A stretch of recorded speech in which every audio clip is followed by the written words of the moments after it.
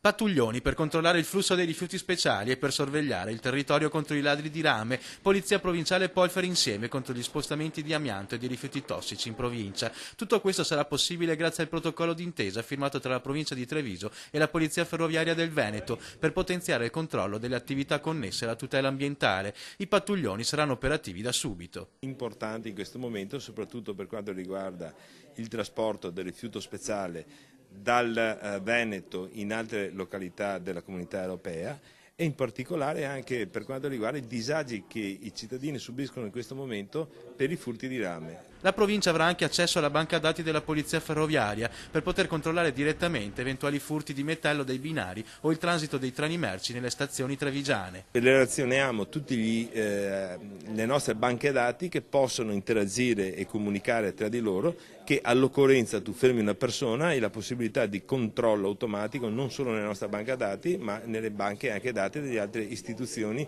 per il controllo dell'ordine a livello nazionale. Un fenomeno, quello del furto di rame, che sta crescendo anche in provincia di Treviso e spesso dopo l'asportazione del metallo dalle linee ferroviarie si verificano blocchi della circolazione o addirittura blackout di interi quartieri delle città e per questo l'attività della polizia ora si concentrerà sul controllo dei rottamatori ai quali la provincia ha dato le concessioni. Questo rame viene riciclato, viene fuso, rifuso nuovamente e riprodotto e rivenduto oppure viene mandato all'estero